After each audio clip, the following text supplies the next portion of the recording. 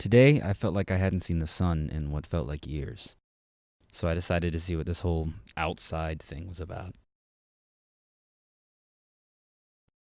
I've noticed that every year, just before spring, there's this short sort of twilight period in the Georgia wilderness where winter is past and the explosive growth of spring is crouched somewhere, waiting to leap as if its cue were carried on some distant wind on its way to eager wooden ears.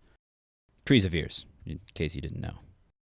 Georgia has a reputation for being a bit fickle with its weather, which places this sort of twilight period somewhere between February and May, also known as the period of time where most meteorologists down here take a vacation.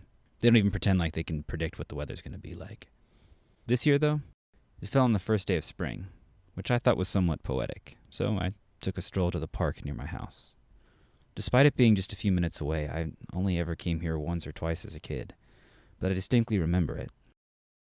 Even though I had changed in nearly every way, this place was hauntingly the same, almost exactly as I had remembered it.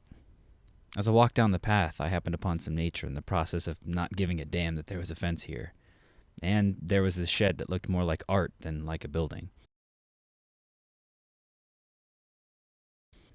There was this tree that must have put up a pretty heroic fight versus gravity, but in the end, it looks like gravity won. It usually does. It was quiet and still here, and everything was a bright golden yellow on white. It looked as though the trees had captured sunbeams to keep warm during the winter, and they were just about ready to let them go.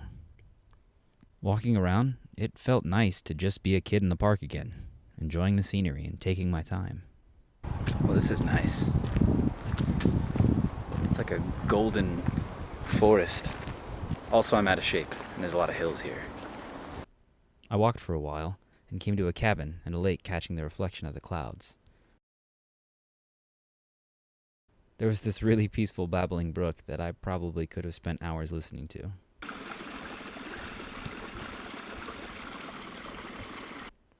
There was even some thoughtfully placed mushrooms on a log.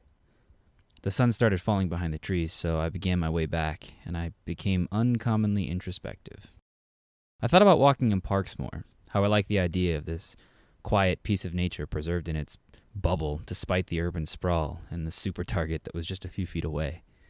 Parks like this show us nature's indifference, a great wall of wood that reminds us how life goes on whether we want it to or not. Long before I was around, these trees grew tall.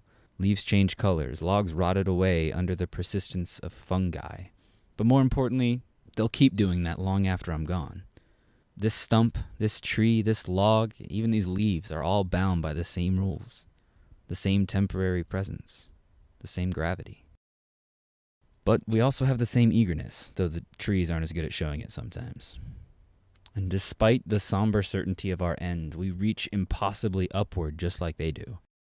And like them, we wait with the same anticipation, poised and excited for what growth awaits so we can at least put the burden of inevitability behind us and appreciate how pretty life can be for a while.